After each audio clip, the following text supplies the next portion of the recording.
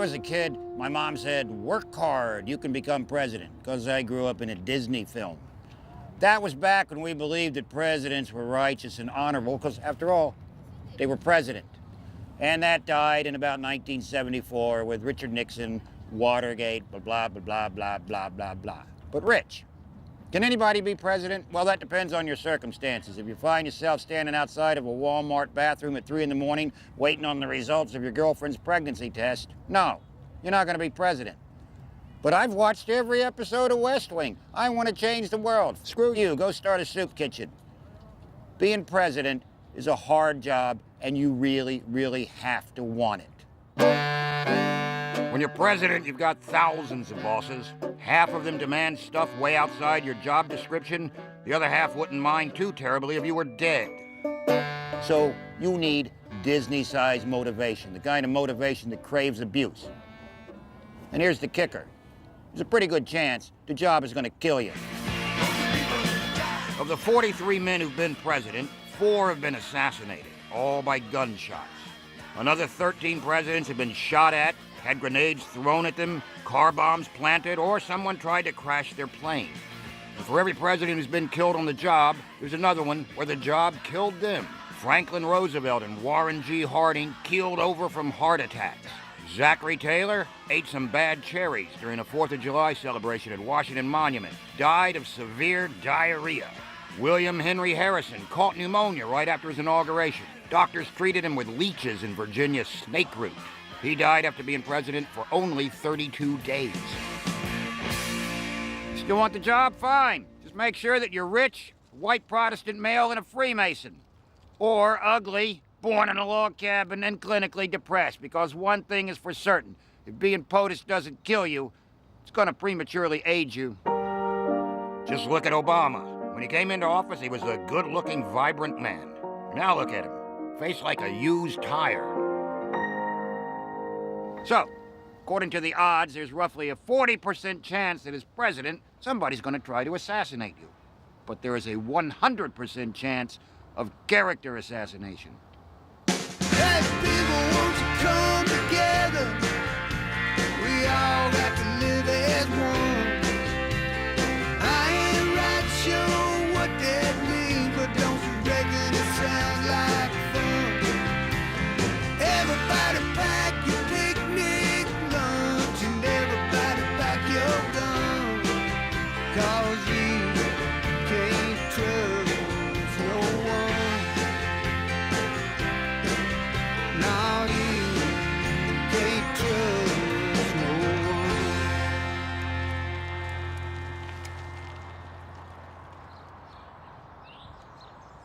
I'm really excited. How many people here are ready to turn the White House red again? How many people here are ready to go out there and tell Hillary Clinton what difference it really makes? What difference does it make? I'm here at the presidential town hall, and these Bush supporters are feeling very good about their candidate. What do you say, guys? An election is a thing that happens every 4 years in America, where we get to watch a lot of ego-obsessed men and women say crazy things, trip over mic cables, insult each other, and generally engage in a series of antics that makes us briefly forget we live in a world of destructive policies and a state of grim hopelessness created by these very fucksticks. Donald Trump likes to sue people. He should sue whoever did that to his face with that. Given that being president of the United States could very likely put you in a premature grave, it's fairly astonishing that at the beginning of 2016, 23 hopeful Americans threw their hat in the ring for the nation's top job. At some point, every one of these candidates has looked in the mirror and said to themselves, you know what this country needs? Me. That's the kind of half-loid, diploid, megalomaniacal level of self-delusion you need to run for president. When I'm president, we're getting rid of Obamacare. They all talk about passion, service, wanting to do it for their country. Of course, there's a huge amount of ego involved in all this. I turned out to be 100% right on illegal immigration. People 2 weeks ago that were going after me, even the reporters. And you're talking about a group of men, and so far they've all been men, who have been basically convinced from birth that they were the center of the universe. But I think most of the people running for president actually believe that they have a talent, a philosophy, an ideology, an ability to lead people, really an extraordinary gift. And if they don't, we generally find out really quickly. And where do we find out? On the campaign trail. When I'm president, you will not get into the United States of America. It's gonna get tough. You're gonna be on the road for 2 years. You're gonna spend up to $1 billion. You're gonna expend a whole lot of shoe leather, and you're gonna have to make some bold statements. A total and complete shutdown of Muslims entering the United States. You're gonna get attacked. Your past and your family are gonna come under intense scrutiny, and God help you if you've got any dirty laundry. I am confident that I never sent nor received any information that was classified at the time it was sent and received. If you're gonna be POTUS, President of the United States, you're gonna have to fight dirty because it's the most downright grueling election on the planet. There's nothing easy about running for president, I can tell you. It's tough, it's nasty, it's mean, it's vicious, it's beautiful. And you know what? It's all been done before. 10, 9, 8, 7, 6, 5, 4, 3, 2, 1, 0. These are the stakes. The 1964 presidential campaign between Lyndon Johnson and his challenger Barry Goldwater introduced a vicious new tactic into presidential campaigning: quotemanship. The idea of taking what a candidate says and turning it against them. Johnson created a series of TV ads that portrayed Goldwater as some kind of deranged whack job who, if elected, would destroy all of mankind. We must either love each other or we must die. Vote for President Johnson on November 3rd. Mr. Johnson set out on a political career 27 years ago, a road that led to the White House. By the time of the 1964 election, Johnson had already been in the White House for a year, having stepped in after the assassination of John F. Kennedy. He was seen as the likable heir apparent, but with a hidden agenda. He knows he's going to win, but what he wants is a huge landslide victory. Because remember how insecure Lyndon Johnson was. He was following the most popular president, maybe to this day. And he didn't just want to win, he really wanted to win by a lot, because to him that meant that the American people loved him, and that therefore he could move forward out from beneath the shadow cast by the JFK presidency. Since Labor Day, Senator Goldwater has traveled tens of thousands of miles to discuss the issues of the campaign. Goldwater made the agenda easy for Johnson. His slogan was, "In your heart, you know he's right." And he was, extreme right.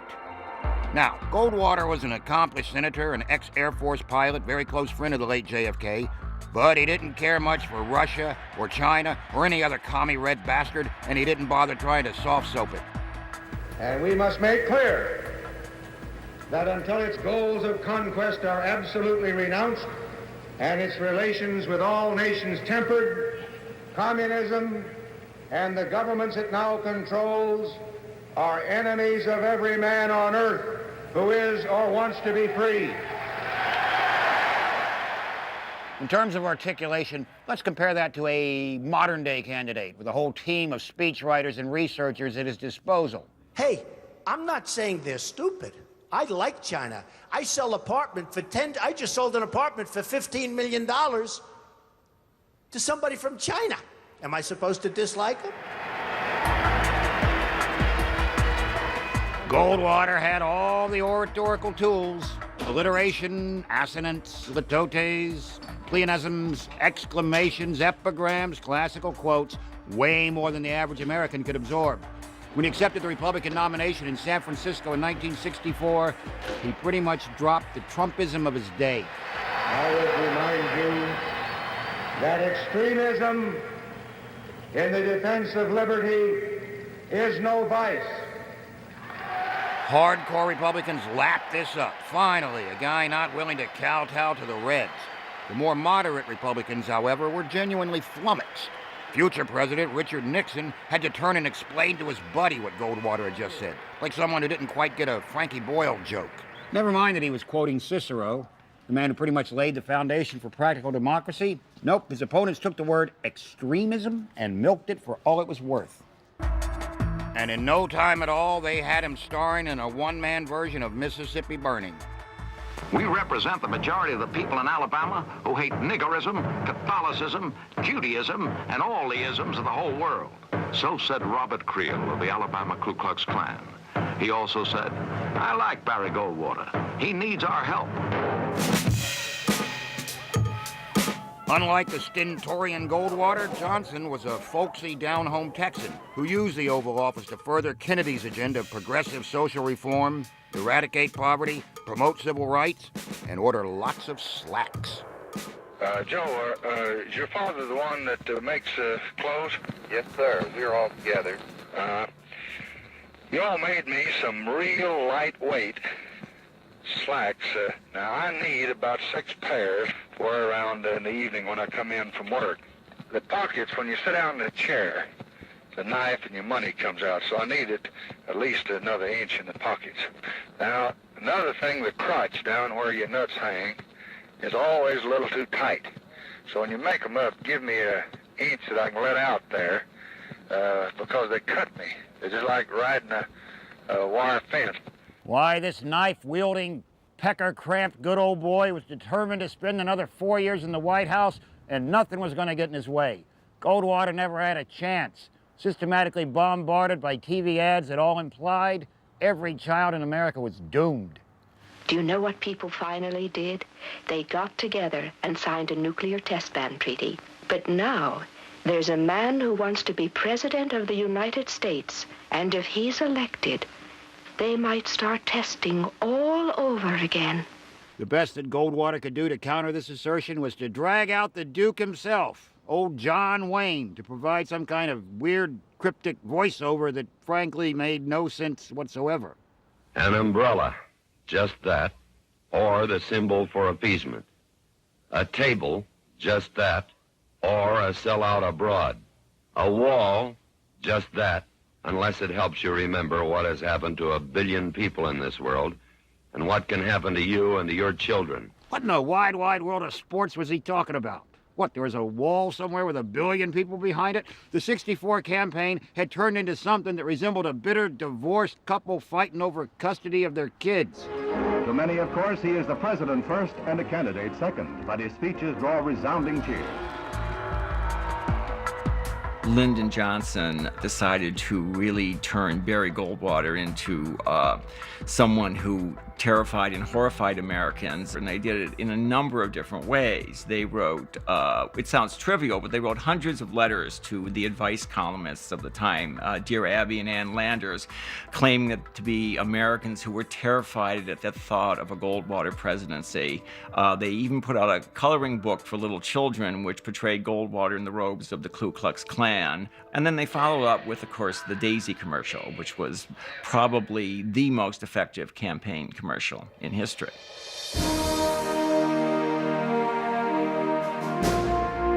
Johnson won by a landslide. His campaign had convinced Americans that if Goldwater was elected, he would start a war. And now, firmly re-entrenched in office, what do you think Johnson did?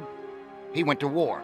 This administration today, here and now, declares unconditional war on poverty in America. That's all the Joint Military Chiefs of Staff needed to hear. War. Good God, y'all. In March of 1965, 2 months after being sworn in, Johnson ordered 20,000 troops to launch an offensive against poverty, a small nation on the Indochina Peninsula of Southeast Asia. Mr. Backlash, Mr. Backlash. Within 18 months, this incursion had increased to 200,000 troops, all trying to keep North poverty from overrunning South poverty. By 1967, there were more than 500,000 men fighting poverty, and Johnson's support plummeted to the point where he was the most unpopular president in modern times. The man who had got himself elected on the premise of saving America's children was unfortunately watching America's teenagers come home in body bags.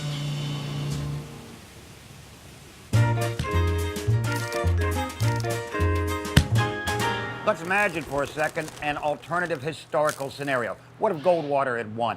Let's say that LBJ pulls out of the race due to aggravated scrotal trauma. He chooses instead Hubert H. Humphrey as vice president. Now, Hubert Humphrey is an avuncular hack from Minnesota who's been pining for the job since the end of World War II. Nobody takes him seriously, so Goldwater wins. Goldwater doesn't mess around in Vietnam. He ends that war in 2 weeks flat. The world knows, don't mess with the USA. Unfortunately, his refusal to deal with Arab nations and their oil exports leads to a gas shortage. With the gas shortage, the auto industry stagnates. With no cars, America just becomes this place with a lot of vintage automobiles, really cool looking, but held together with duct tape, also known as Havana chrome, and the auto industry does not progress. Thus, we never get the nimble Ford Bronco in which O.J. Simpson leads the LAPD on a high-speed chase. That chase would have been on foot, and O.J. would have easily outrun the cops, because let's face it, he was one of the fastest runners in the NFL. No O.J., no trial. No trial, no Robert Kardashian, who rose to prominence defending O.J. on the murder rap. Robert Kardashian just would have been a 2-bit ambulance-chasing chiseler from Los Angeles, and his 3 daughters would be vapid, inconsequential bimbos hanging out at the mall. It's a tragic fact that politics in America is coming closer to resembling a reality TV show. We want to see our candidates lined up in front of a panel of judges, like Fox News presenter Megyn Kelly, whose sole purpose is to create confrontation and drama for the TV audience. Your Twitter account has several disparaging comments about women's looks. You once told a contestant on Celebrity Apprentice it would be a pretty picture to see her on her knees. Does that sound to you like the temperament of a man we should elect as president? Even Obama seems to be confused about how he's supposed to exude presidentialness. Being president is a serious job.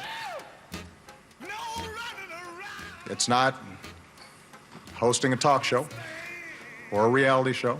No, it's not. So here's Obama talking politics with Bear Grylls, the guy who likes to drink his own urine. Would you ever encourage your girls to go into politics? No. Really? But if they came to me and they said they wanted to go into elective office, yeah, I would be completely supportive. Yeah. Because I think it can be noble work if done for the right reasons, the right way. But if any of these presidential wannabes were put into a reality show, they'd be evicted before the first commercial for being soulless, snooze-inducing, robotic dullards. Some of America's greatest journalists have tried to chronicle elections, and every one of them would have been better off following Plankton for a year. Boys on the Bus, Timothy Krause. Michael Lewis, author of Moneyball? Yeah. Even the estimable Hunter S. Thompson, who chronicled the 1972 campaign between Nixon and McGovern, was so overcome by torpor and ennui that he just resorted to making stuff up about the candidates, just to enliven things. Claiming, for example, that Democratic nominee Edmund Muskie had hired a Brazilian witch doctor to supply him with ibogaine. That's a hallucinogen that makes you think you're a salamander. Open season on voters gets underway as the presidential candidates start cross-country vote hunting tours. What Americans want is to be wooed by old-fashioned grassroots campaigning, which means crossing the country by bus and plane, eating pancakes, and talking to a lot of lumpy housewives at shopping malls. The campaigning itself is a pretty good test of the candidate. If they manage to get through that without flopping dead on the floor or turning into a bodacious drunk, I mean, I sure couldn't. The sheer wear and tear on these people, like, tells us that they're pretty sturdy physical specimens. No one who hasn't been there has any conception of how unbelievably grueling it is. It's grueling and exhausting. Remember, you've been campaigning, what, by the time you hit September, for 16 months. Jumping into a plane in the morning and making 4 or 5 speeches in different parts of the country, which aren't that different from the ones you made the day before. It's not the most wonderful experience in that sense. I want to thank the musical organizations that have been here. I understand we have the Leon High School Band and the Godfrey High School Band. President Truman continues his swing around the circuit meeting former Vice President Garner at Uvalde, Texas. Campaigning for president is more than a full-time job. I mean, just raising the money is a full-time job, not to mention going out and actually glad-handing people, which is maybe 2 full-time jobs. I really don't know how they survive doing it, because it's just brutal. Especially this year. I mean, this is a grueling field. I mean, people have lasted much longer than anyone expected. Super PACs have played a role in keeping candidates going. The next leader of the free world is going to have to tell us, right up front, are you going for the Broncos or for the Patriots? And I'm here to announce to you. This guy just paid off his student loan. He looks like he's the kind of guy who should be explaining you your warranty when you buy a large appliance. After 7 years of Barack Obama, this is a time of urgency. You start to hear the same things over and over again, said in a new way, with new reactions from the audience. Jeb Bush, decent governor, I suppose, of Florida, which is like being the manager of a Dignitas clinic. But let's face it, every family needs a Fredo, just clinging to some blind familial destiny. Hey, Dad. Hey, W, how you doing?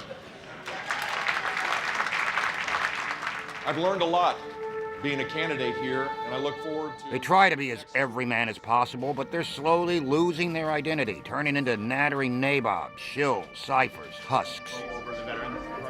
You know, they're too busy flitting from rally to rally, town hall to town hall, dinner to dinner, trying to get people to like them. It's like an Academy Awards nomination if all the nominees were from the same film. I believe America can be greater than it's ever been. How we can keep America safer and stronger and freer. When our embassy is purposefully attacked by terrorists. They peddle bromides they think American voters can respond to. Things like, let's take America back.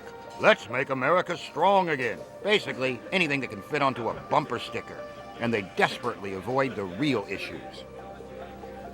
And the reason a candidate avoids the real issues is because basically both sides, Democrats and Republicans, they're on the same page.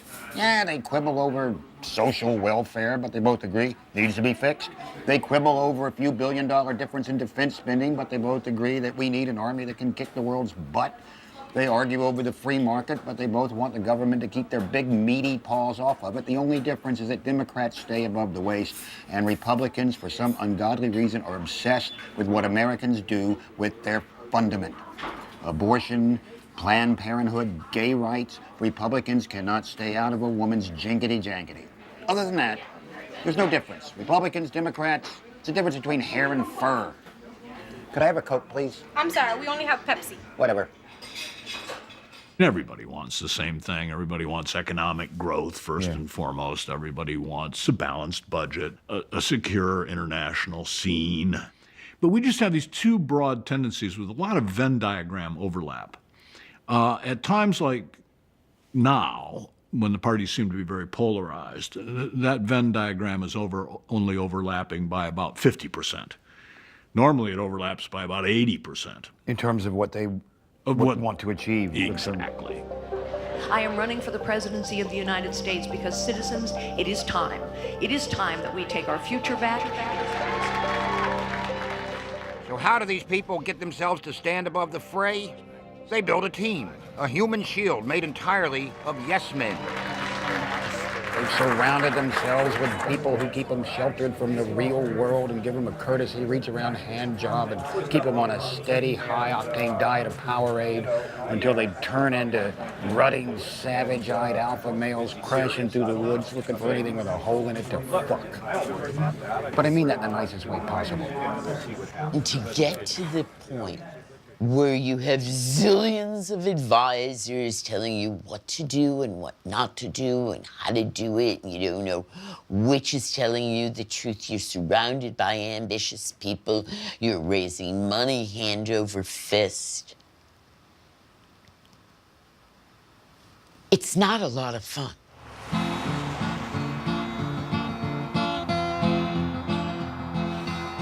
Out of prodigal son, left home by himself, home by himself. Out of prodigal son, left home by himself. Prodigal son, left home by himself.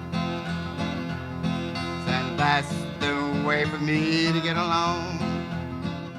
People running for president uniformly believe they can change the world. So the idea is to win at all costs. After all, if you lose, you're not going to be able to do anything, are you? Winning an election is about deflecting as much shit as the other guy can throw at you. If he claims that you fuck pigs, he's desperate. But if he puts you in a position of having to deny that you fuck pigs, you're desperate. It's 1988. After years of a B-movie Republican gunslinger running things, a lot of Americans are ready for a change. We're going to build a kind of America where hard work is rewarded, where American goods and American workmanship are the best in the world. That's what this election is all about. A Democratic governor from Massachusetts, Michael Dukakis, was primed to challenge the incumbent Vice President George H.W. Bush. I seek the presidency to build a better America. It's that simple and that big. I thought he was a serious candidate. This was clearly going to be a competitive race. I thought it was quite winnable. And if I hadn't made a couple of really bad mistakes, I think I could have won it. By working together to create opportunity and a good life. Dukakis was determined to take a fresh approach to campaigning and avoid the mudslinging and the negativity of so many previous elections. I certainly hadn't engaged in any of that stuff during the primary, quite deliberately. And I thought people were fed up with that stuff. But the lesson to be learned from '88 is that if the other guy's coming at you, you've got to have a carefully thought-out strategy. For a new era of economic greatness in America, Michael Dukakis for president. Bush, on the other hand, was an old guard politician. He'd been around a long time and he knew all the angles. And his opening gambit was to play the old crime and punishment card. As governor, Michael Dukakis vetoed mandatory sentences for drug dealers. He vetoed the death penalty. The Republicans seized upon a parole program in the state of Massachusetts, where Dukakis was governor, which allowed violent criminals to be released, not so much on parole, but to be released on work furloughs for a few weeks. William Horton escaped from the furlough program. He attacked a man and his girlfriend, and he raped the young woman, and he stabbed the man. Republicans seized upon this as a way to attack Dukakis as soft on crime. His revolving door prison policy gave weekend furloughs to first-degree murderers not eligible for parole. While out, many committed other crimes like kidnapping and rape, and many are still at large.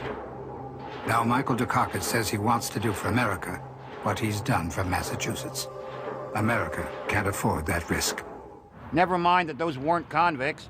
Those were members of George Bush Sr.'s campaign staff, rented strangers, told not to shave for the day and make a video that basically says, elect Dukakis and your kids will be kidnapped and raped. Yep, that happened, and we let it happen.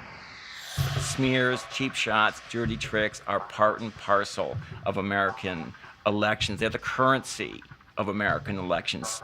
Ronald Reagan himself had a furlough program as governor of California and defended the program, even though two of his furloughees went out and murdered people. But I had said, not going to do it. It's a big mistake. It's a big mistake. And it was very likely this strategy of not fighting, of not slinging back mud, that cost Dukakis the race. See, mudslinging serves two important functions. Number one, how a candidate responds to it is a microcosm of how they would handle duress if, in fact, they were president. Let's face it, no sane candidate is ever going to say anything bad about himself, so you have to take them out of their I'm a nice guy safety zone and see what they'll do when the gloves come off.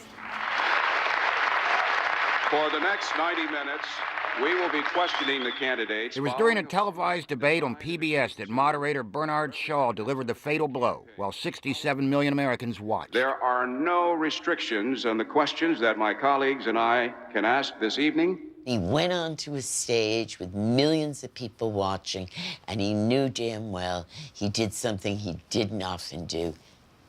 He made a mistake. The first question goes to Governor Dukakis. You have 2 minutes to respond. We had rehearsed time and again that question. That's the question where people want to know, whose side are you on? Are you on the side of the criminal, or are you on the side of the victim? And we had practiced the answer endlessly in debate prep. I mean, I can do it for you right now. It begins with, I know what it's like to be the victim of crime. Governor, if Kitty Dukakis were raped and murdered, would you favor an irrevocable death penalty for the killer? I really viewed this as being a kind of routine question. And unfortunately, I think I kind of answered it as if I had been asked 1,000 times. No, I don't, Bernard, and I think you know that I've opposed the death penalty during all of my life. I don't see any evidence that it's a deterrent, and I think there are better and more effective ways to deal with violent crime. We've done so in my own state. And when Bernard Shaw asked him the question, would you support the death penalty if your wife, Kitty Dukakis, was raped and murdered? And he responded in a very robotic, stilted, falling back on his talking points fashion. And Americans wanted him to shout out, "How dare you ask me such a personal question?" So Dukakis was doomed, viewed as a shell, a man with no emotion toward his own wife, and his opponent made sure there was no coming back from this mistake. Here I do have, on this particular question, a big difference with my opponent. You see, I do believe that some crimes are so heinous, so brutal. I walk all the way backstage, and I'm the first person to get to Michael, and he looked at me and he said, "I'm sorry.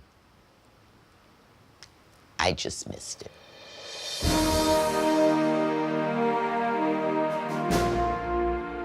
Of course I have regret about it. I would have been delighted to be president of the United States. I mean, how many people get to be president, for heaven's sake? No, I'd have loved the opportunity, but didn't get it, didn't win it, so one does other things.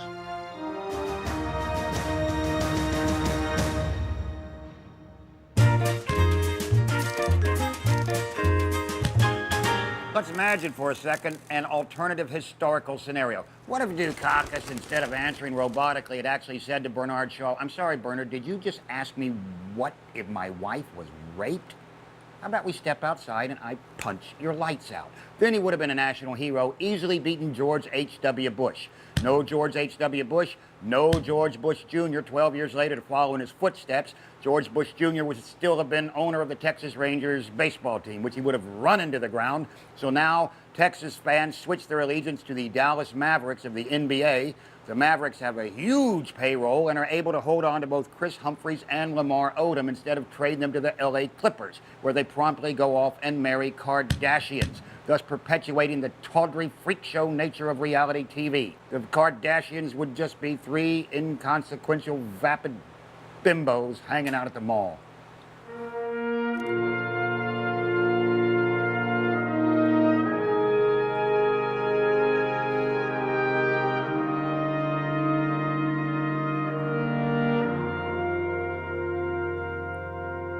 So, you're probably thinking the Founding Fathers, those who created democracy in America, were upstanding and dignified men with waistcoats and really florid signatures who would never stoop to cutthroat politics.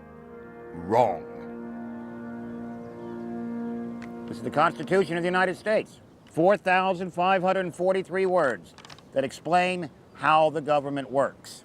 This is an owner's manual for a 2014 Toyota Tundra pickup truck. The people who wrote the Constitution had no idea if it was going to work. All they knew is there had to be a better way to elect a leader. Because up to this point, historically, there were only two ways to acquire power. One, you overran a people with invading hordes, very messy. Or two, you had to find a way to successfully be born into a royal family. The Founding Fathers figured there had to be something in between. So they came up with this idea of a trilateral structure, executive, judicial, legislative, where everybody could make sure that everybody else wasn't getting too uppity. They already had the perfect choice for president, George Washington. A philosopher king straight out of Plato's Republic. A man who, other than not knowing how stupid it was to stand up in a crowded boat, was articulate, humble, and the nation's hero.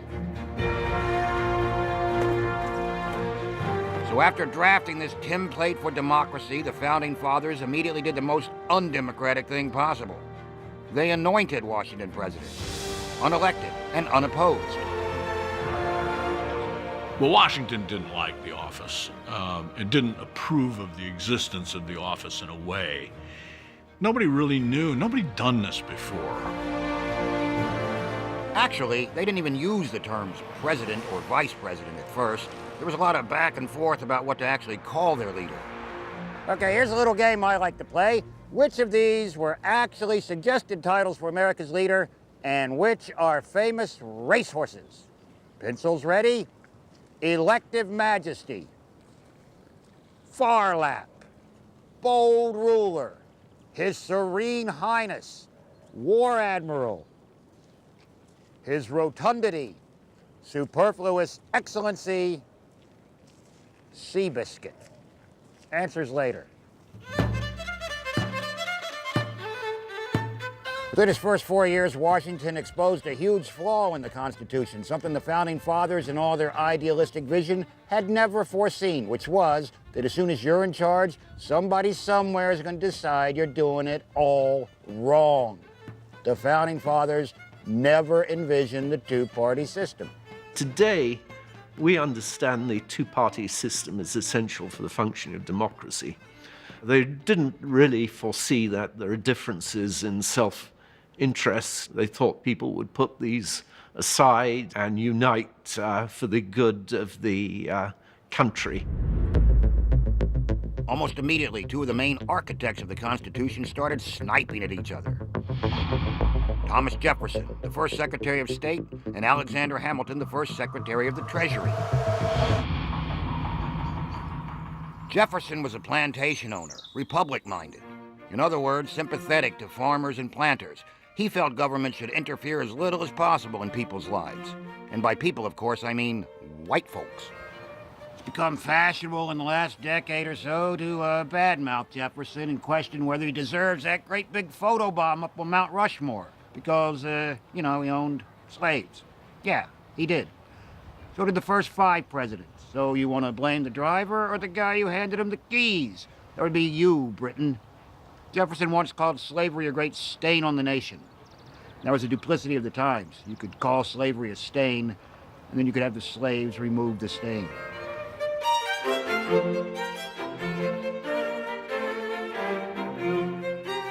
And as for any disparaging remarks about Sally Hemings, Jefferson's slave mistress, bear in mind that Jefferson's wife died at the age of 33. And on her deathbed, Jefferson promised he would never marry again. So what can you do? You're the president and you can't get laid? You have to file that under lamentable, but what choice do you have? Kind of like programming on ITV on a Sunday night.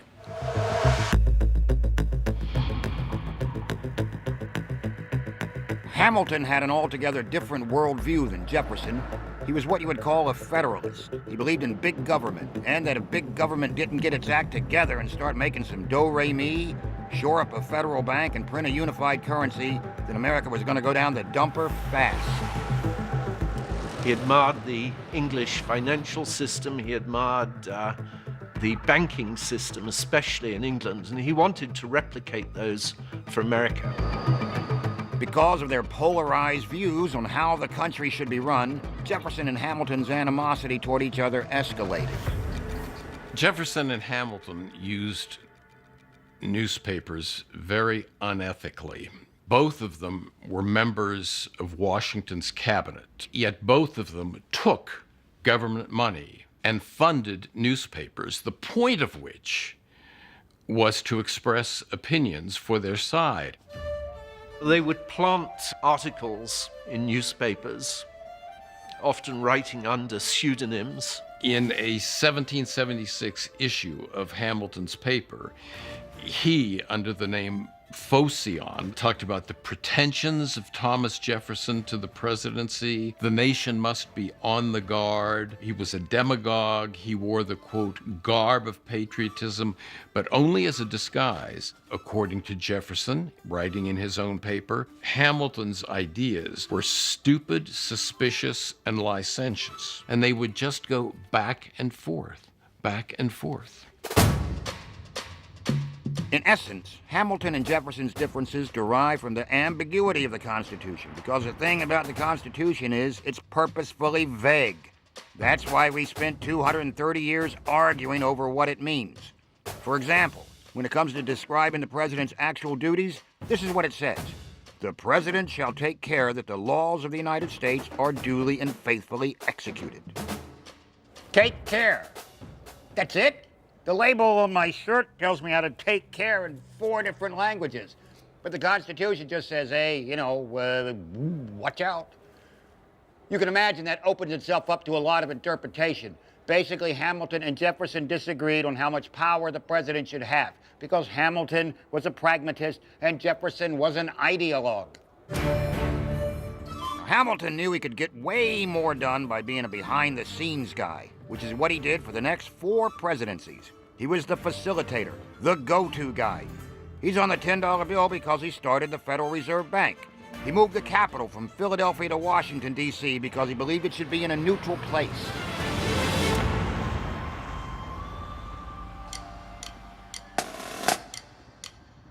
By the 1800 election between Thomas Jefferson and the watery-faced John Quincy Adams, the two-party system was firmly entrenched. And now things got really nasty, in the most gentlemanly way possible, of course, through print.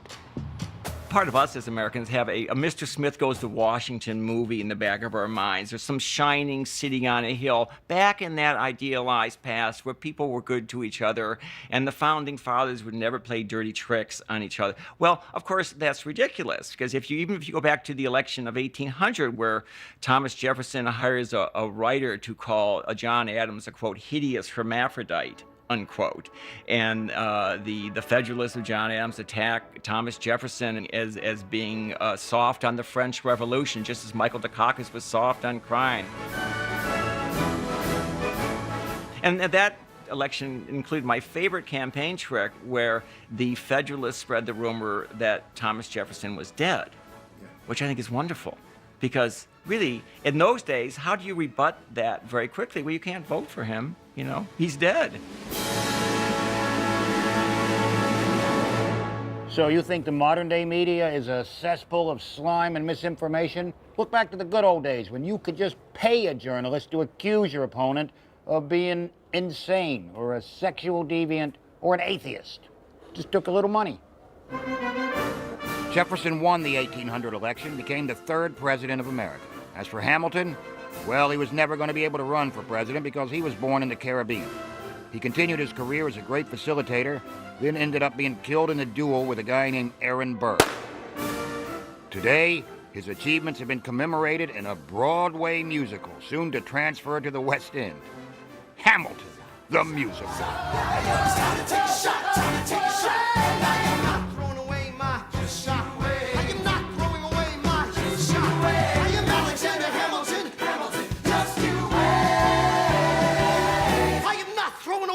Shot! So there you go. One of America's most influential founding fathers is now a hip-hop musical. Because nothing inspires wicked beats like an 18th century Federalist. See if I can't find one of these all-instrumental rap stations. Bet it goes something like this. Alexander Hamilton was the bomb. Born in the West Indies, an orphan from his mom, where he witnessed firsthand the degradation of slavery and was promoted by George Washington for his bravery. He founded the Bank of the Federal Reserve, but Toe Jeff got on his nerves. Toe Jeff, he said, the economy needs to be saved, but D. Jefferson was too busy banging his slave to listen. And that is the paradox of the two-party system, because Alexander Hamilton ain't bullshit. Booyah. I do this shit all day, man. Give me any politician, I'll rap him. I'll rap a politician. Trump! Trump. Donald Trump's mom was born and stored away. At a very early age, all the hair on Donald's head had worn away. If you elect him president, beware. How can a man control a country when he can't even control his hair?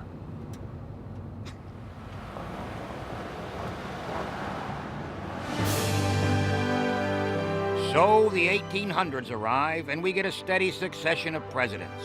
Some forgettable, some will eventually have a 3-day mattress sale named after them. And in 1825, you get John Quincy Adams, the first true dud.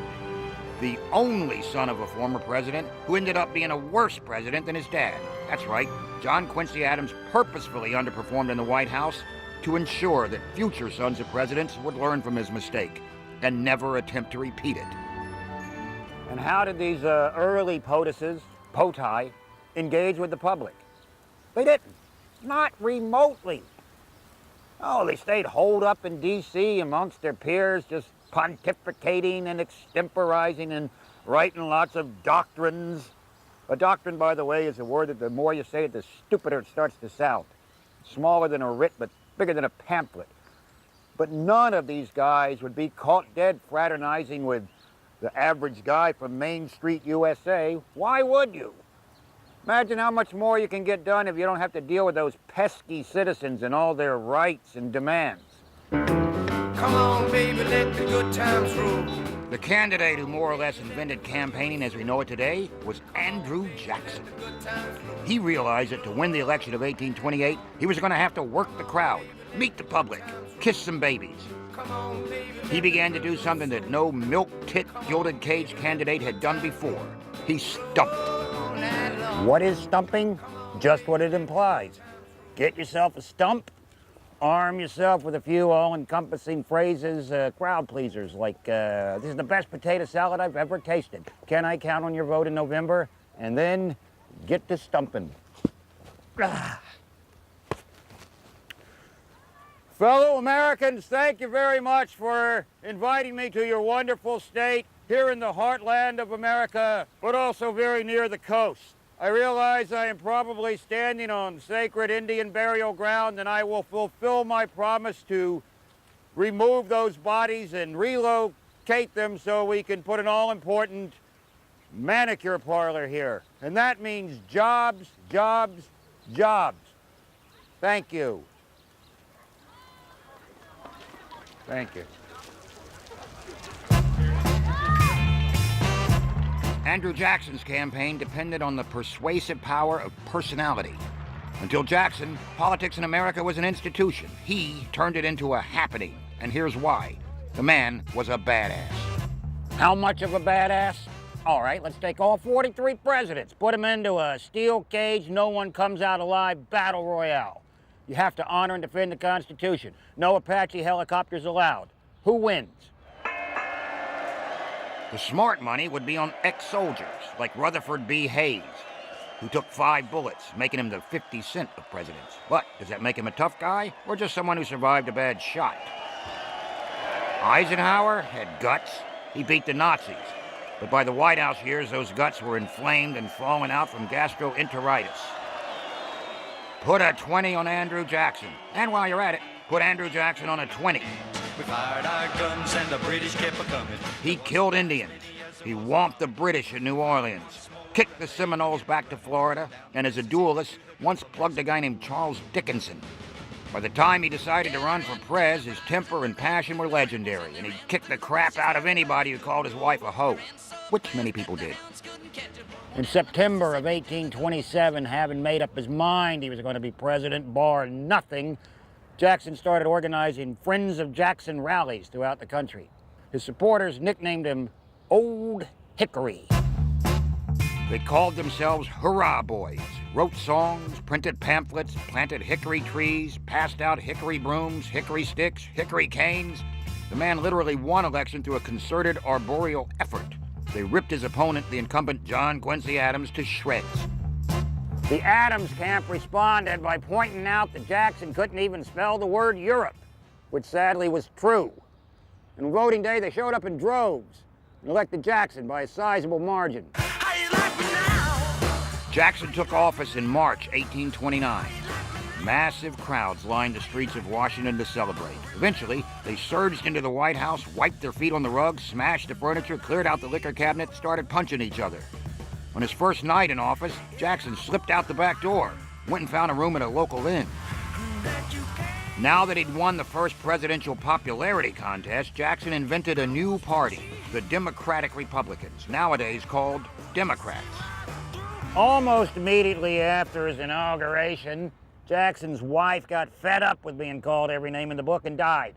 So now Jackson is even angrier. As soon as he's cleaned up all the broken furniture in the White House, he set about trying to destroy the careers of all the people who had opposed him and fighting the Federal Reserve Bank, because Jackson hated paper money. He was a backwoods guy. He believed in gold and silver. Spent 8 years fighting the Federal Reserve because he believed that bankers were supreme sleazeballs. And then when he dies, they put his face on a $20 bill. Quite possibly the biggest posthumous fuck you a president has ever received. Also, as a footnote, he was the first president to ever be shot at. He was leaving a funeral at the age of 67 and some twisted geek took 2 shots at him, missed both times. Jackson promptly responded by beating the living snot out of him with his hickory cane. They don't make them like that anymore.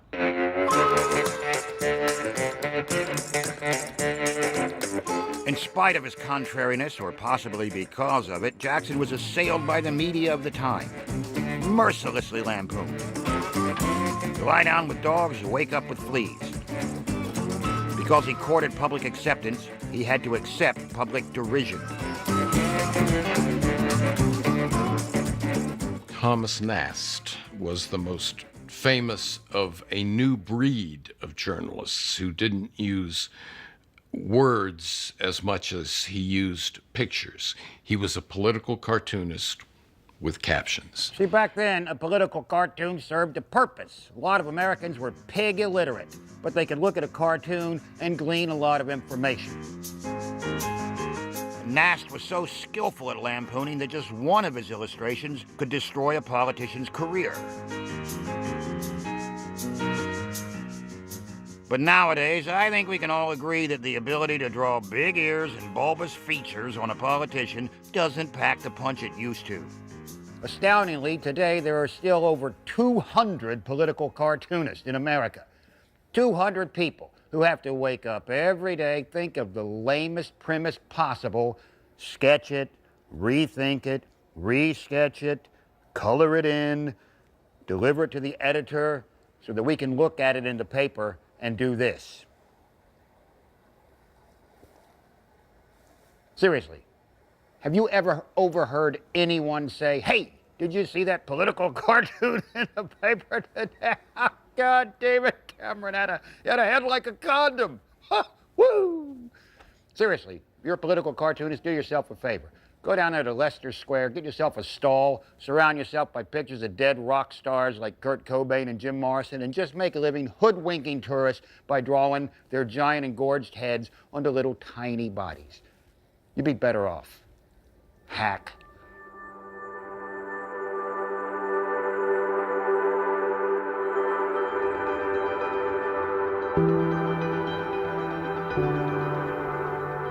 By the middle of the 1800s, Americans were finally involved in the election of their president. Andrew Jackson had changed voting forever. From now on, if you wanted to be president, you had to bid for the votes of the masses. And that, of course, meant spin, spin, spin. Media spin. You think that's a modern phenomenon? William Henry Harrison, born into a wealthy family. Father was governor of Virginia. He was educated at Hampton-Sydney College. He was 5 foot 8 inches of pure, unadulterated toffee. In the election of 1840, Harrison and his party, the Whigs, took an offhanded comment by a Baltimore newspaper that said, quote, "Harrison looks like someone that if you gave him a barrel of hard cider and a pension, he'd spend the rest of his life sitting in a log cabin studying moral philosophy." Well, his party supporters picked up on that hard cider and log cabin reference and gave it the full spin. Look at me. You know what you see. See a bad mother. All of a sudden, a guy who owned a 2,000-acre farm with slaves was transformed into a hard-drinking, big, stinking backwoods philosopher. See a bad mother. The Whig Party organized rallies for Harrison that could only be measured in terms of acreage. The parades were 10 miles long. What Hickory had done for Jackson, log cabins did for Harrison. Harrison won the election over Martin Van Buren, and then because he had to keep up this outdoorsman persona, he delivered his inaugural speech in his shirt sleeves in January, in the snow, for 2 hours. Then he went off and died. His greatest contribution as president was to the lexicon. A distiller started selling William Henry Harrison commemorative whiskey bottles in the shape of a log cabin. That man's name was E.C. booze.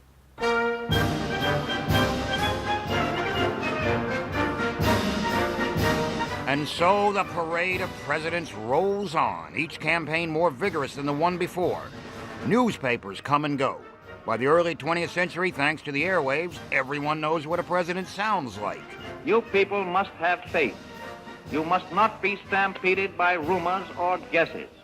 Let us unite. In Beaver, Idaho, 1927, a man named Philo Farnsworth, puttering around in his garage, invents something called the image dissector, and modern television is born. Now, inevitably, thanks to television, anyone running for president comes under a new kind of scrutiny in living black and white. In 1946, 8,000 Americans owned televisions, and by 1948, that number had swollen to 350,000.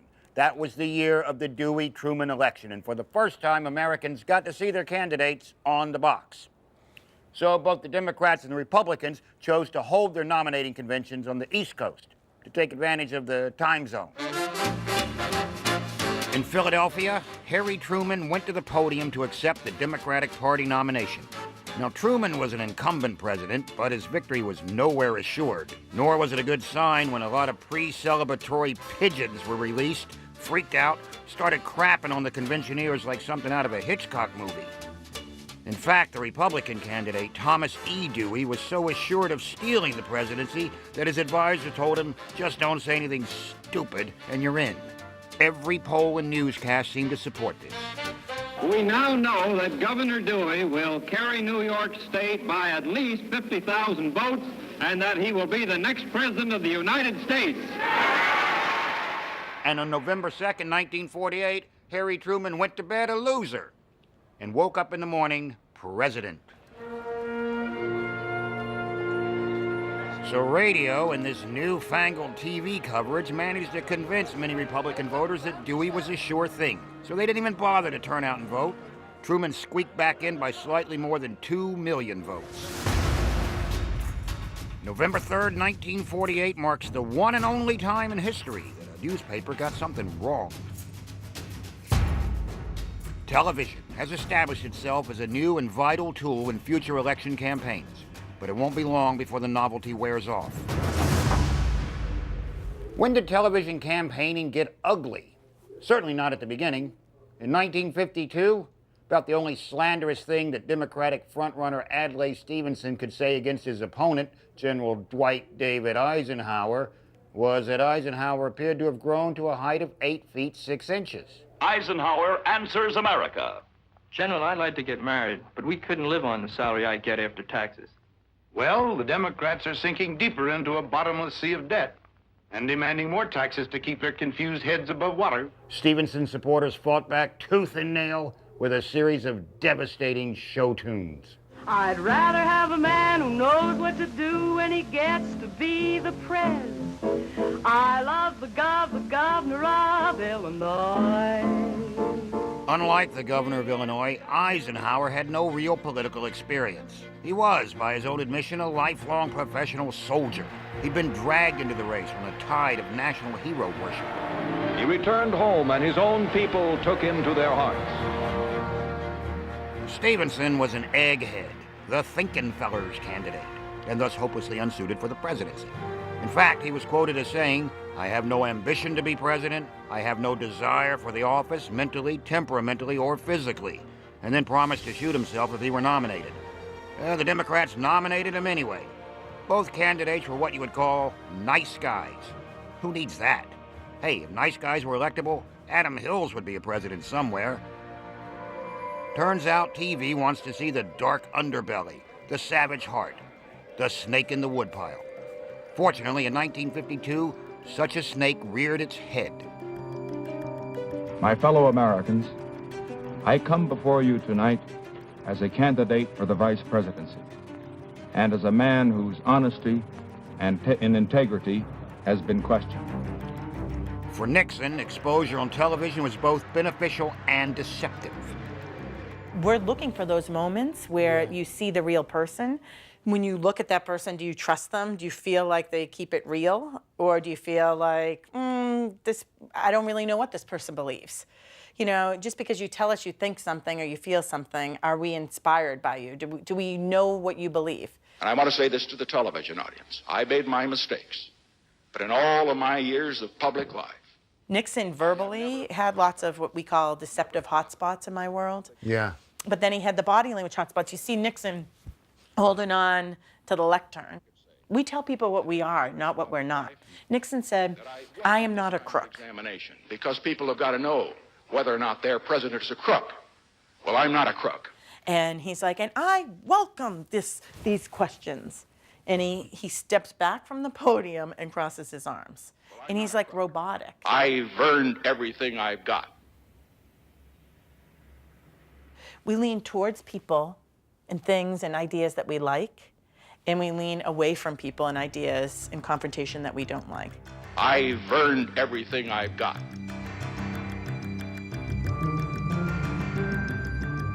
You feel it.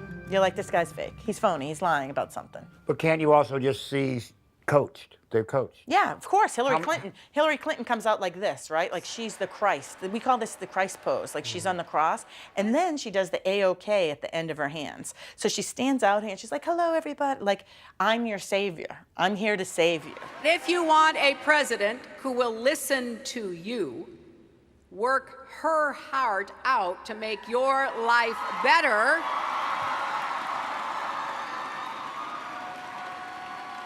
and together to build a stronger, fairer, better country. Al Gore one time, he was debating against George W. Bush.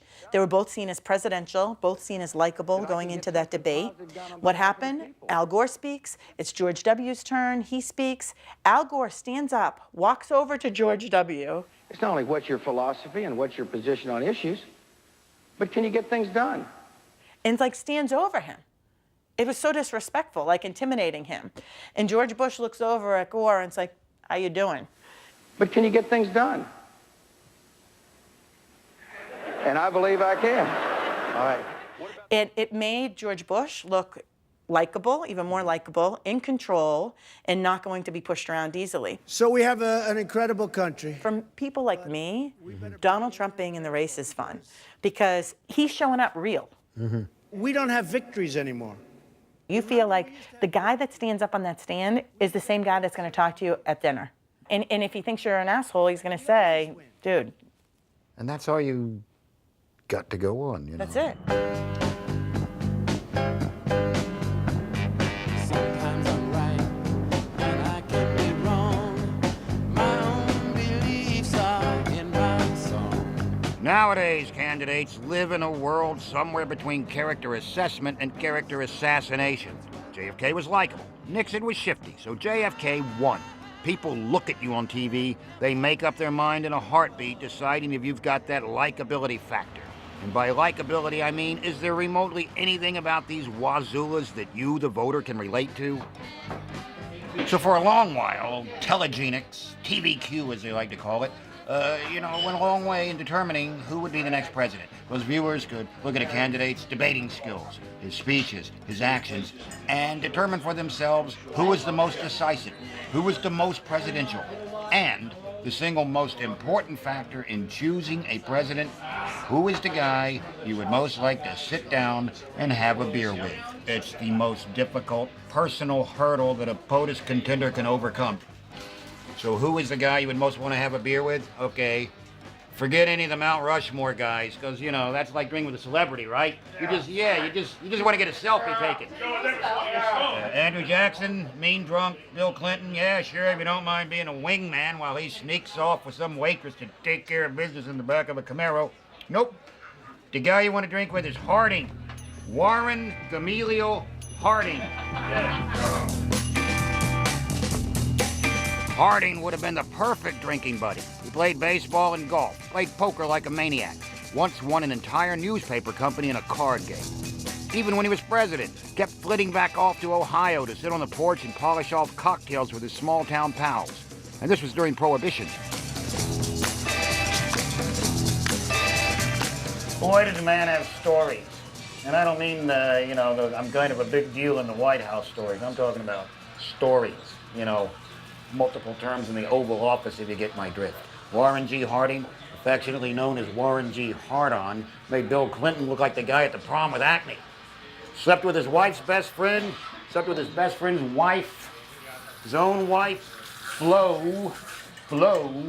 was some kind of hectoring ball buster who traveled with her coterie of acolytes and advisors and once tried to put a seance chair in the White House living room. Isn't that the best kind of drinking, buddy? The kind whose personal stories are so horrific that they make you feel better about your own pathetic life?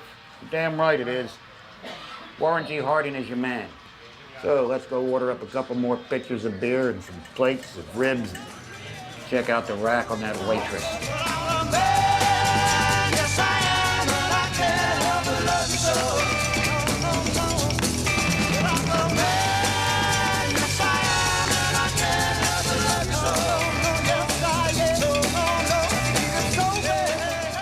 Back to the question. At what point did modern campaigning get ugly? I mean, really, really ugly. 1972. The sitting president, Richard Nixon, set out to destroy the Democratic primary by pitting its four main candidates, Hubert Humphrey, George McGovern, Scoop Jackson, and Edmund Muskie, against each other. Cutthroat. Who can take a sunrise? Nixon had already spent 4 years in the White House doing a perfunctory job of running things.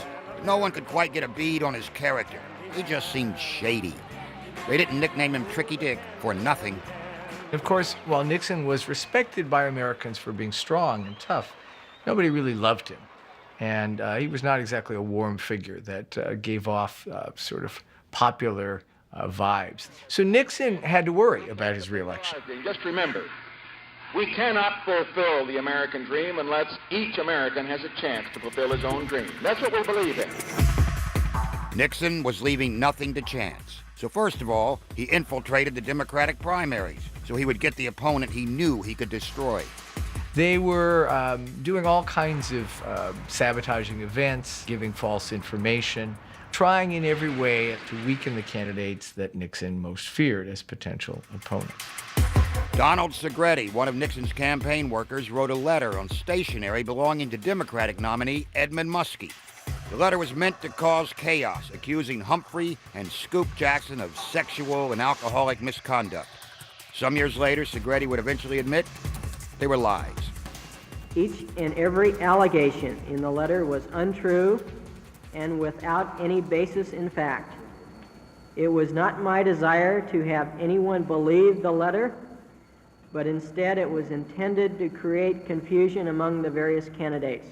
But in 1972, Nixon's plan had worked. The Democrats basically started cannibalizing each other, and McGovern moved to the forefront of Democratic contenders. He wanted to run against George McGovern. He thought George McGovern was the most vulnerable potential opponent, the person he could most easily defeat. Seldom in American history have presidential candidates held such sharply opposing views on major issues. McGovern wants to end the Vietnam War immediately. Nixon's re-election committee had more money than they knew what to do with, and they used it to paint McGovern as a fuzzy socialist. Senator George McGovern recently submitted a welfare bill to the Congress. According to an analysis by the Senate Finance Committee, the McGovern bill would make 47% of the people in the United States eligible for welfare.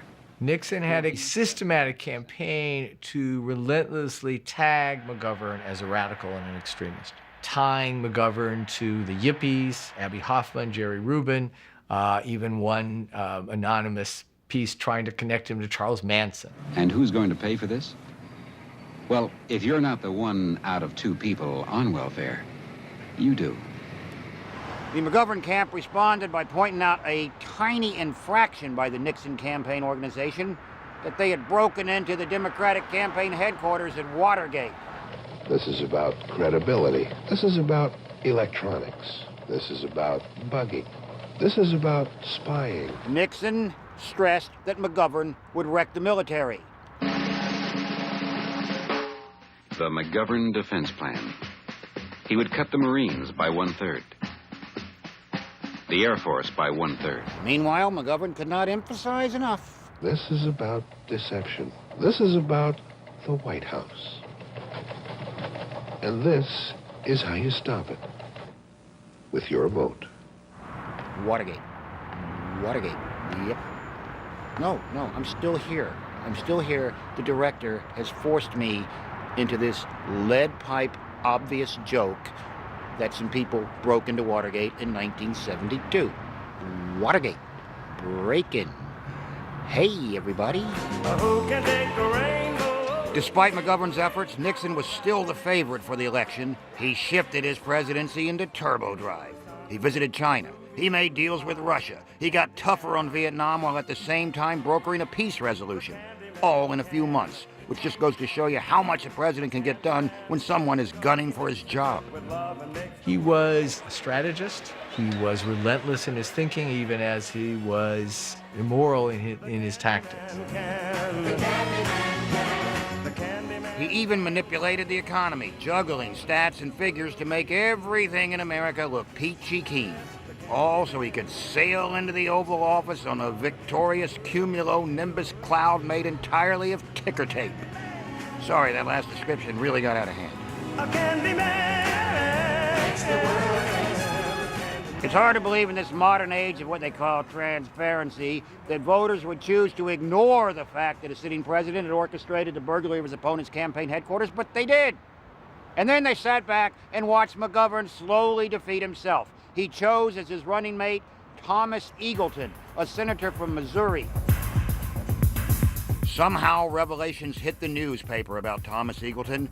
It was reported that he'd undergone electroshock therapy for clinical depression, and questions began to arise about his ability to function as McGovern's second-in-command. Well, McGovern said he was 1,000% behind Eagleton, and then 2 days later, shoved him out the door. Yep, replaced him with R. Sergeant Shriver. McGovern had made the biggest mistake a politician can make, which is to stab your buddy in the back. Apparently that's a lot worse than breaking into Watergate. Nixon won by a landslide, and then America watched the whole thing unravel. By the time Nixon resigned in August of 1974, the man who had once been affable Old Ike's running mate was the most hated politician in the history of history.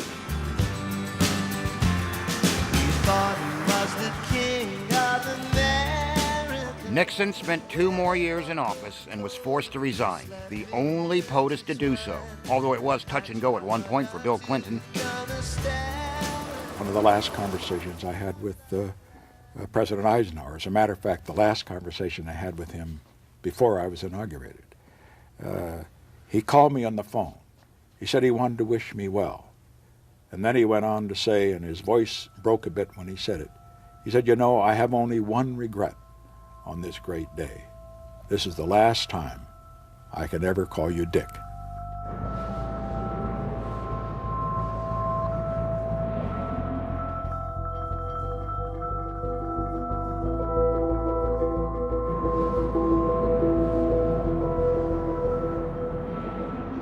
So the 1972 elections are full of almost Shakespearean intrigue and deception and anger and chaos, and yet apparently so uneventful that Hunter S. Thompson feels the need to make up stuff about ibogaine and Brazilian witch doctors.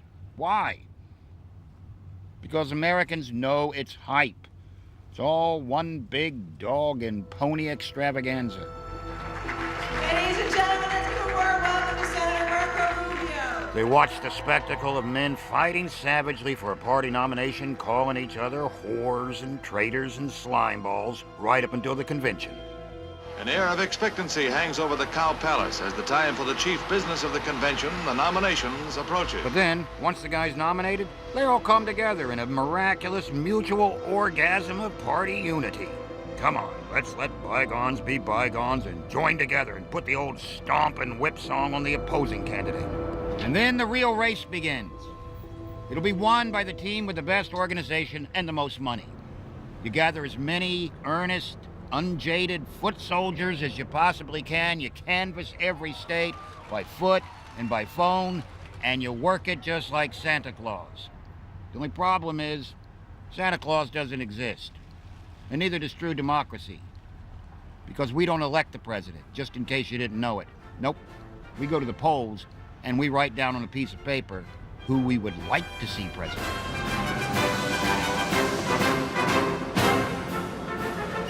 So quite simply, we the people don't directly vote for the president. We cast our vote for our state's electors, who are pledged to one or another presidential candidate. And this system is called the Electoral College. Look, we all know why we had an electoral college in the original Constitution. It was because the folks that drafted the Constitution didn't trust average folks to elect the president. They wanted them to vote for people like them, who then would elect the president. Well, that was in 1787. Yeah, it's a flawed system. And it allowed George W. Bush to get elected when he beat Al Gore. It's absolutely dumb. And we ended up with a situation in which one guy won the popular vote and the other guy became president. And in my opinion, it was a disaster. Yep, the best man doesn't always win.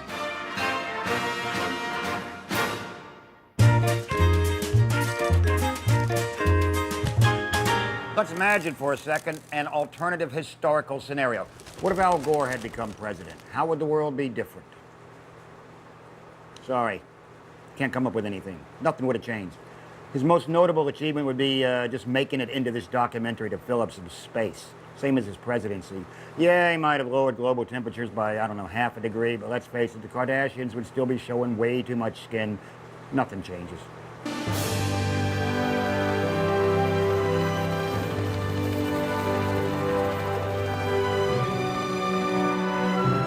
So now, you've made it to the White House. Congratulations, Mr. Big Face. You're the leader of the free world. But have you bothered to read the job description? What do we expect of a president? Well, obviously and unbelievably, everything. After all, he's the most powerful man on earth, right? Yeah, on paper. But when a president gets into office, he has to spend a lot of time just trying to acquire power. I'll give you a hypothetical example. As president, I will ban all Muslims. Can he do that? Does he have the authority? Yeah, well, sort of. He could invoke Section 8 of the U.S. Code, which says if any class of immigrants would be detrimental to the interests of the United States, tell your story walking. But then he would have to get the majority of Congress to agree with him, and then they would be challenged by the Supreme Court, who would probably override the whole thing as incredibly, incredibly unconstitutional. So it's likely that the ban would be imposed, stalled, rescinded, then reimposed, stalled, re-rescinded, leaving a lot of angry Muslims stranded at the airport. And that would be one busy multi-faith prayer room. What's your point, Rich, other than trying to open a floodgate of angry letters from the BBC? My point is that a president has to fight for every decision. Boom. No knockouts, 12 brutal rounds against federal judges and congressmen and the Supreme Court, the opposing party, people within his own party. It's a constant, unending grind. Fight the power! Fight the power! Fight the power! The perception is that the president is the most powerful man in the world. Yeah, he stands atop our government, and he exercises power in a way that no other political actor in the United States does, on the one hand.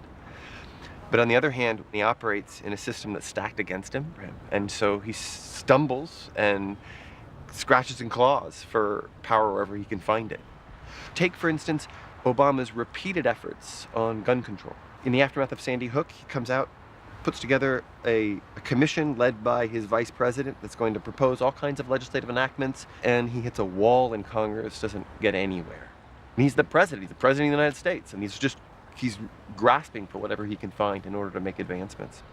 So a savvy president doesn't wade into a mass confrontation against judges and congressmen and opposing linebackers. He does an end run. There are a lot of unilateral powers that presidents have claimed, they've invented, they've adapted to suit their needs: executive orders, national security directives, memoranda. The security directive is the president's ultimate secret weapon. It's like a double-barreled shotgun, but one of the barrels is always bent and aimed at their own foot. He uses it when he has to make a decision that he thinks is right for the moment, but probably won't look that good in retrospect. He'll use it if it's a time of crisis, or if he wants to create a crisis. Congress never finds out about security directives until it's too late to do anything about it. And they're not subject to the Freedom of Information Act. So Americans have no idea how many security directives are floating around out there. But one thing's for certain, every president since Truman, who more or less invented it, has used them. Truman called them NSDs, National Security Directives. And he issued one that basically said, if Japan ever pulls that Pearl Harbor shit again, this time we don't screw around for 2 years, we annihilate them right away. Naturally, when Congress caught wind of this, they said, hey, Harry, you can't just go around willy-nilly threatening nations with a hydrogen bomb. Enough with the NSDs. So since then, presidents just keep changing the initials of a security directive and redefining them for their own purposes. When Eisenhower became president and wanted to force an embargo against trade with the USSR, he just changed the name from NSD to NSCP, National Security Council Policy, and adapted it to his needs. JFK used one to invade the Bay of Pigs in Cuba. He renamed it an NSAM, National Security Action Memorandum. Reagan changed the NSAM to NSDD, which I believe means National Security Decision Directive. Promptly sold arms to Iran, then funneled the money to Contras in Nicaragua. And George Bush changed the NSDD to NSPD, National Security Presidential Directive. He didn't know what it meant. He can't spell. So basically, whenever a president wants to do something that he's pretty sure is a little bit ropey, he just shuffles some letters and hopes he doesn't get caught. Because that's what presidents do. A lot of sneaking around behind Congress's back. The odds are stacked against them. They don't have the power they need, which is precisely why they scratch and claw at every turn to get what power they can in order to make a lasting mark. And those who do, or those who leave a legacy worth remembering.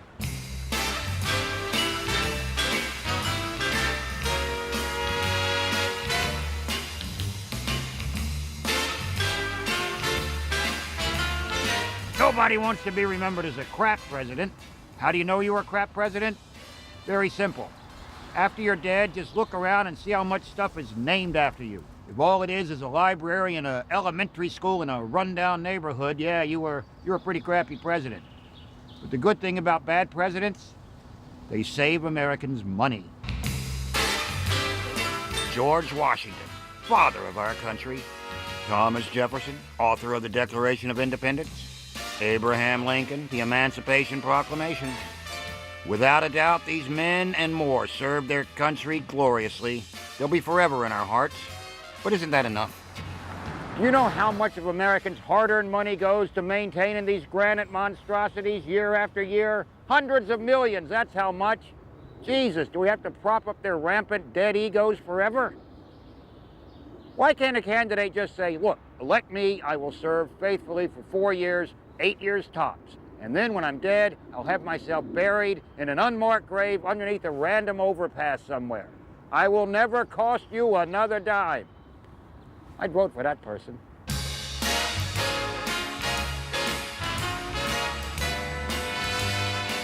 Hi, my name's Ruben Stream. I'm running for President of America. I have a 4-platform plank.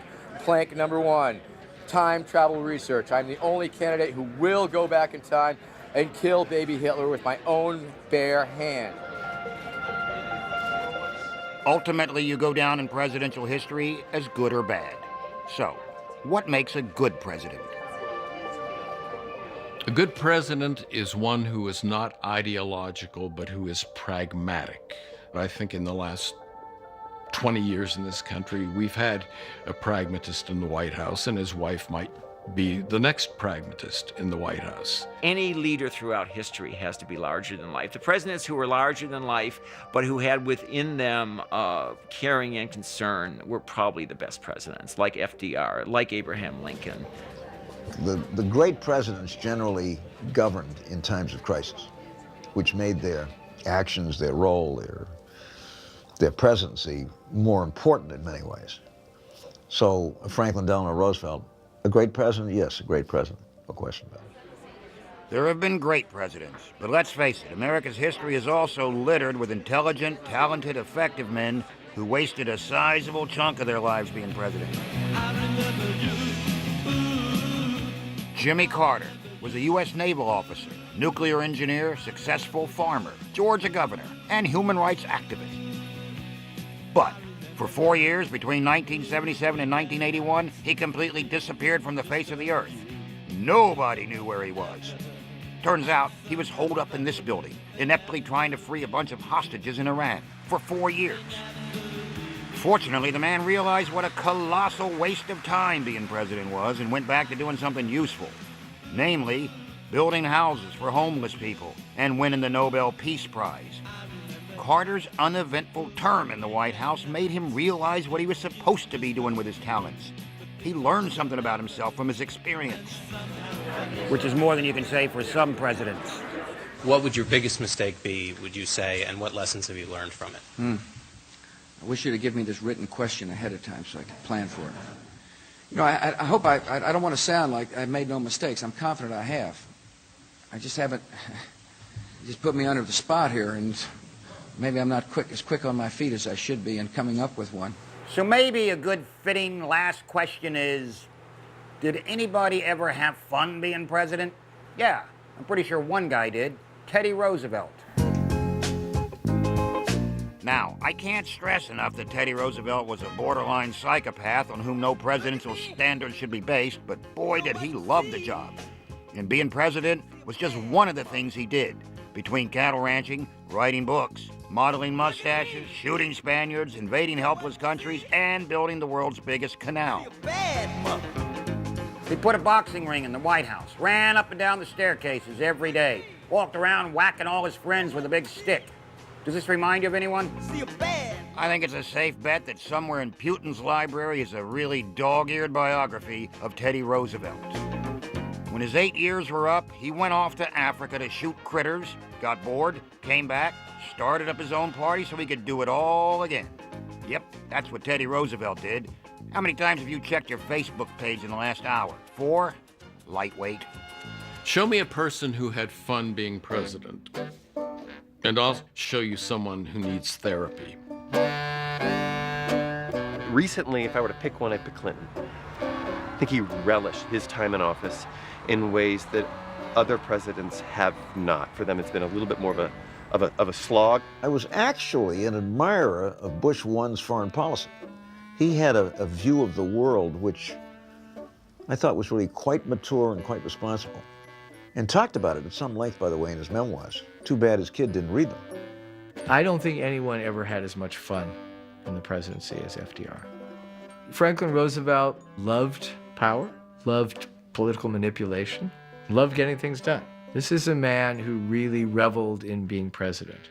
I think Johnson was probably the one that I would pick. I mean, he played a lot of dirty tricks to win that election in '64, but when he was president, he brought all that Texas wheeling and dealing and profanity and whiskey drinking and everything to the White House, and he was larger than life, and he really, really, I think, enjoyed being president, and I think hated to leave it, but he was, of course, done in by the Vietnam War. Well, none of them want to leave because it means, you know, that their life as the center of the universe is over. Yeah.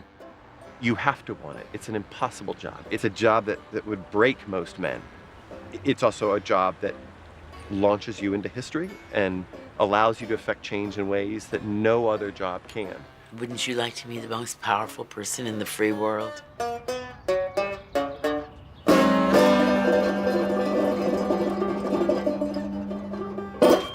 My guess is that being president, for better or worse, is a long, strange trip you never quite come back from.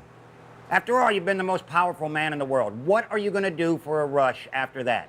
That's why Bill Clinton is going to feel like the luckiest guy in the world if he gets back into the White House as the first dude, gets to run around and pee in every corner and remark his territory. If that sounds like a prediction, it is. You don't have to panic, Britain. Donald Trump is not going to be president. I will wager everything on that. I will go so far as to say, if Donald Trump becomes president, I will never appear on British television again. And that is a promise. Ha! Who am I kidding? Trump becomes president, I'm spending all my time in Britain. I'm Rich Hall, and I approve this message. Everybody pack your picnic lunch. And there's more from Rich Hall after the event on Radio 4. Catch his US election breakdown on Wednesday at 6:30. Coming up here on BBC4 tonight, the life and times of a consummate showman and daredevil. Storyville on Evel Knievel next.